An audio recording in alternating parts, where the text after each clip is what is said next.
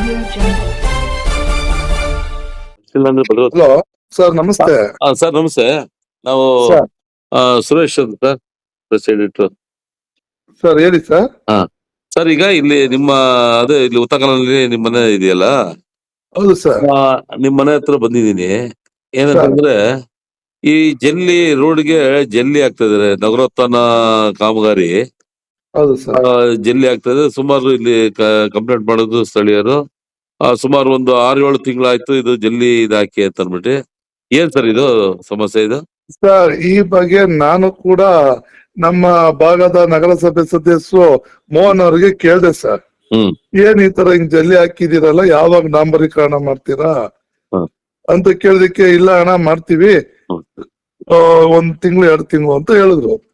ಇದಾಗ್ಲೇ 6-7 ತಿಂಗಳಿಂದ ಆಗಿದೆ. ಇಲ್ಲಿ ನಮ್ ತಂದೆಯವರು ದೇವಸ್ಥಾನಕ್ಕೆ ಹೋಗ್ತಾರೆ ಸರ್, ವಯಸ್ಸಾಗಿದೆ. ಅವರು ಕೋಲ್ ಹಿಡ್ಕೊಂಡು ನಡೆದಾಡ್ತಾರೆ. ಅವರು ಮೊನ್ನೆ ಆ ತುದಿಯಲ್ಲಿ ಗಟ್ಟಿನೂ ಇಲ್ಲ, ನೆಲ ಅದು ಜಲ್ಲಿ ಜಾರುತ್ತೆ, ಗಾರಿಗಳು ಸ್ಕಿಡ್ ಆಗ್ತಿದೆ. ಬೈಕ್ ಅಲ್ಲೂ ಕೂಡ ನಾನು ಒಂದ್ಸಲಿ ಸ್ಕಿಡ್ ಆಗಿ ಕೆಳಗ್ ಬಿದ್ದೆ. ನಮ್ ತಂದೆಯವರು ವಯಸ್ಸಾಗ್ಬೇಕಾದ್ರೆ ನಡಿಬೇಕಾರೆ ಅವರು ಕೆಳಗ್ ಬಿದ್ದಿ ಕೈ ಕಾಲೆಲ್ಲ ತರ್ಚ್ಕೊಂತು. ಇದ್ರ ಬಗ್ಗೆ ನಗರಸಭೆಯವರು ಆಗ್ಲಿ ಈ ನಮ್ಮ ರಾಜಕಾರಣಿಗಳಾಗ್ಲಿ ಯಾರು ಗಮನ ಕೊಡ್ತಿಲ್ಲ. ಇದೇನಾಗಿದೆ, ಭದ್ರಾವತಿ ನಗರಸಭೆ ಇವತ್ತು ನರಕ ಸಭೆ ಆಗಿದೆ. ನರಕ ಸಭೆ ಆಗಿದೆ ಇವತ್ತು. ನೋಡಿ, ಇಲ್ಲಿ ಜನಸಾಮಾನ್ಯರು ಜಲ್ಲಿ ಹಾಕಿಲ್ಲ ಅಂದ್ರೆ ಚೆನ್ನಾಗಿರೋದು ನಮ್ಗೆ. ಜಲ್ಲಿ ಹಾಕ್ಬಿಟ್ಟು ಇವತ್ತು ಇಷ್ಟೆಲ್ಲ ಅವ್ಯವಸ್ಥೆ ಮಾಡಿದ್ದಾರೆ. ಇದನ್ನ ಹೇಳೋರು ಕೇಳೋರು ಯಾರು ಇಲ್ದಂಗ ಆಗ್ಬಿಟ್ಟಿದ್ದಾರೆ. ಭದ್ರಾವತಿಯಲ್ಲಿ ಒಂಥರ ಮೊನೊಪೊಲಿ ಆಗಿ ನಡೀತಾ ಐತೆ ಜೀವನ. ಅವ್ರು ಆಡಿದ್ದೆ ಆಟ, ಅವ್ರು ಮಾಡಿದ್ದೆ ಮಾಟ. ಈ ಅಧಿಕಾರಿಗಳಂತೂ ಕೆಲವರ ಕೈಗೊಂಬೆಗಳಾಗ್ಬಿಟ್ಟಿದ್ದಾರೆ. ಕೈಗೊಂಬೆಗಳಾಗಿ ಅಧಿಕಾರಿಗಳು, ನಾನೊಬ್ಬ ಅಧಿಕಾರಿಯಾಗಿದ್ದೀನಿ, ಸಾರ್ವಜನಿಕ ಸೇವೆ ಮಾಡ್ಬೇಕು ಮರ್ತು ಬಿಟ್ಟಿದ್ದಾರೆ. ಒಬ್ರು ಯಾರು ರಾಜಕಾರಣಿಗಳು ಹೇಳ್ತಾರೋ, ಏನ್ ಹೇಳ್ತಾರೋ ಅದನ್ನ ಕೇಳ್ಕೊಂಡ್ ಕೂರೋದೆ ಈ ಅಧಿಕಾರಿಗಳು ಕರ್ಮಕಾಂಡ ಆಗ್ಬಿಟ್ಟಿದೆ ಭದ್ರಾವತಿ. ಈಗ ನಮ್ಮನೆ ಮುಂದೆ ರೋಡ್ ಅಲ್ಲಿ ಇರೋದನ್ನ ನಾವ್ ಕೇಳಕ್ ಆಗ್ತಿಲ್ಲ. ಇದಕ್ಕೆ ಎಷ್ಟು ದುಡ್ಡು ಸ್ಯಾಂಕ್ಷನ್ ಆಗಿದೆ ಏನು, ಮೋಸ್ಟ್ಲಿ ನನಗೆ ತಿಳಿದಂಗೆ 80 ಲಕ್ಷ ಅಂತ ಏನೋ ಅಂತ ಮಾಹಿತಿ ಇದೆ. ಬಟ್ ನನಗೆ ನಿಖರವಾದ ಮಾಹಿತಿ ಗೊತ್ತಿಲ್ಲ. ಆ ದುಡ್ಡೇನಾಯ್ತು? ಇಲ್ಲ ಕಮಿಷನ್ಗೋಸ್ಕರ ಇವ್ರು ಈ ರೀತಿ ತಡೆ ಹಿಡ್ದಿದಾರ? ಕಮಿಷನ್ ಏನೋ ತಡೆ ಹಿಡ್ದಿದಾರ ಏನೋ ಗೊತ್ತಿಲ್ಲ. ಯಾಕೆ ಈ ರೀತಿ ಮಾಡ್ತಿದ್ದಾರೆ? ನಮಗೆ ಮೊದ್ಲೇ ಮಣ್ ರೋಡ್ ಇದ್ರೆ ಚೆನ್ನಾಗಿರೋದು.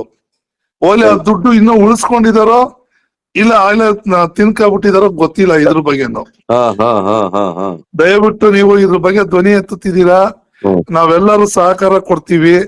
ಈ ನಮ್ಮ ನಗರಸಭೆಯ ಅಧಿಕಾರಿಗಳಿಗೆ ಎಚ್ಚರಿಕೆ ವಹಿಸಿ ಇದೆ ವಾಹಿನಿ ಮುಖಾಂತರ. Thank you sir. ಮತ್ತೆ ಈ ಜನರಿಗೆ ಏನ್ ಈಗ ಇಷ್ಟೆಲ್ಲ ಕಳೆದ 7 ತಿಂಗಳಿಂದ ಈ ತರ ಇದೆ ಅಂತ ಇದ್ದೀರಾ, ಈ ಜನಸಾಮಾನ್ಯರಿಗೆ ನೀವೇನ್ ಕರೆ ಕೊಡ್ತೀರಾ? ಸರ್, ನಾವ್ ಜನರಿಗೆ ಏನಾಗಿದೆ, ಭದ್ರಾವತಿಯಲ್ಲಿ ಭಯದ ವಾತಾವರಣ ಉಂಟಾಗಿದೆ. ಭದ್ರಾವತಿಯಲ್ಲಿ ಏನಾರ ನ್ಯಾಯದ ಪರ ಯಾರ ಧ್ವನಿ ಎತ್ತಿದ್ರೆ ಅವ್ರ ವಿರುದ್ಧ FIR ಆಗುತ್ತೆ ಪೊಲೀಸ್ ಠಾಣೆಗಳಲ್ಲಿ. ಹಿಂಗಾಗಿ ಜನಸಾಮಾನ್ಯರು ಭಯ ಬೀಳ್ತಾ ಇದ್ದಾರೆ.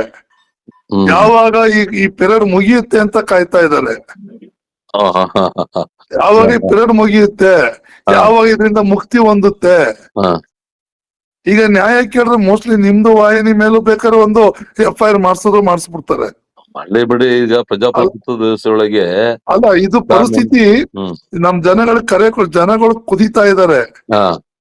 ಬಟ್ ಮುಂದೆ ಬರ್ತಿಲ್ಲ. ಮುಂದೆ ಬಂದವ್ರ ವಿರುದ್ಧ FIR ಆಗುತ್ತೆ. ಆ ಕಾರಣಕ್ಕೆ ಬರ್ತಾ ಇಲ್ಲ. ಆ ಕಾರಣಕ್ಕೆ ಜನಗಳು ಕೂಡ ಭಯ ಬೀಳ್ತಾ ಇದಾರೆ ಸರ್. ಇದಕ್ಕೆ ನಾವು ಭಗವಂತನಲ್ಲಿ ಕೇಳ್ಕೊತಿದೀವಿ, ಯಾವಾಗ ಇದಕ್ಕೆಲ್ಲ ಮುಕ್ತಿ ಹೊಂದುತ್ತೋ, ಜನಗಳು ಯಾವಾಗ ನಿರಾಳವಾಗಿ ಜೀವನ ಮಾಡ್ತಾರೋ ಈ ಭದ್ರಾವತಿಯಲ್ಲಿ ಅನ್ನೋದು, ಭದ್ರಾವತಿ ದೇವರ ಗತಿ ಅನ್ನೋ ಪರಿಸ್ಥಿತಿ ಇವತ್ತು ನಮ್ಮ ಊರಿಗೆ ಬಂದ್ಬಿಟ್ಟಿದೆ. ದಯವಿಟ್ಟು ಮಾಡ್ತಿದ್ದೀರಾ, ಸಾರ್ವಜನಿಕರಿಗೆ ಒಳ್ಳೇದಾಗ್ತಿದೆ ಸರ್. ದಯಮಾಡಿ ಈ ನಮ್ಮ ಕಮಿಷನರ್, ನಗರಸಭೆ ಸಂಬಂಧಪಟ್ಟ ಅಧಿಕಾರಿಗಳಿಗೆ ದಯಮಾಡಿ ಎಚ್ಚೆತ್ತಿ ಮೊದ್ಲು ನಮಗೆ ಡಾಂಬರೀಕರಣ ಹಾಕಿಸ್ಕೊಡಿ ಸರ್. ಮುಂದೆ ಆಗುವಂತ ಅನಾಹುತಗಳು, ನಾನೇ ಬೈಕಲ್ಲಿ ಬಿದ್ದೆ ಸ್ಕಿದ್ದಾಗಿ. ನಮ್ ತಂದೆಯವ್ರ ವಯಸ್ಸಾಗಿದೆ, 85 ವರ್ಷ. ಅವರು ಸ್ಕಿದ್ದ ಕೈ ಕಾಲೆಲ್ಲ ತರ್ಚ್ಕೊಂಡಿದೆ. ಇದು ನಮ್ಮ ಮನೇಲಿ ಗೊತ್ತಾಗಿದೆ. ಹಿಂಗೆ ಅಕ್ಕಪಕ್ಕದಲ್ಲಿ ಇನ್ನೇನಾಗಿದೆ ಪಾಪ ಗೊತ್ತಿಲ್ಲ. ನಿಮ್ಮ ಜೊತೆ ನಾವಿರ್ತೀವಿ. ಒಂದು ಬೇಗ ಡಾಂಬರೀಕರಣ ಮಾಡಿಸ್ಕೊಡಿ sir. Okay sir, thank you. ಅದನ್ನ ಸಂಬಂಧಪಟ್ಟ ಇಲಾಖೆ ಅಧಿಕಾರಿಗಳ ಗಮನಕ್ಕೆ ಬರೋಂಗೆ ಮಾಹಿತಿ ಉಂಟು. Okay sir, thank you.